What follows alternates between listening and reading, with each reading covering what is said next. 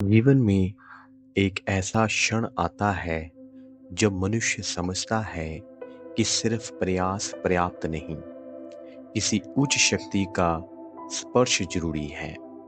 यही से प्रारंभ होती है गुरु की खोज और गुरु की कृपा की यात्रा। शास्त्र कहते हैं केवल एक जीवित गुरु मनुष्य को उस सत्य तक ले जा सकता है जिसे आंखें नहीं देख सकती और मन समझ नहीं सकता। गुरु कोई साधारण मनुष्य नहीं, वे ईश्वर की जीवित छाया है जो संसार के दुखों में फंसी आत्माओं को उनके मूल घर तक पहुंचाने आता है। गुरु की सबसे बड़ी देन है दीक्षा। यह शिष्य के आध्यात्मिक जीवन की पहली सबसे पवित्र सीढ़ी है। दीक्षा के समय गुरु 3 अमूल्य वरदान देते हैं: सिमरन, पवित्र नामों का दोहराव; ध्यान, गुरु के दिव्य स्वरूप का चिंतन; भजन, आंतरिक नाद, शब्द, अनहद ध्वनि का श्रवण। ये तीनों अभ्यास आत्मा को ईश्वर से जोड़ने का सबसे प्रत्यक्ष साधन है।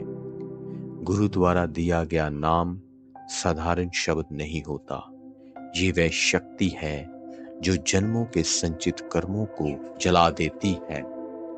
शास्त्र स्पष्ट कहते हैं, गुरु के दिए हुए नाम का स्मरण पापों का नाश करता है और ये नाम गुप्त रखा जाना चाहिए क्योंकि ये आत्मा की निजी चाबी है। ध्यान का अर्थ है नेत्र केंद्र में स्थित गुरु के प्रकाश में स्वरूप का चिंतन। कृष्ण कहते हैं, जो मनुष्य अपने सभी कर्म मुझे समर्पित करता है, मुझे अपनी मंजिल मानकर ध्यान करता है, वे मुझे अवश्य प्राप्त होता है। ध्यान मन को एकाग्र करता है और जो विकार वर्षों में जमे हैं वे धीरे धीरे घुल जाते हैं। भजन वे अभ्यास है जो मनुष्य को उसकी आत्मा की गहराई तक ले जाता है। ये बाहरी संगीत नहीं, वे आंतरिक नाद है जिसे गुरु की कृपा से ही सुना जा सकता है।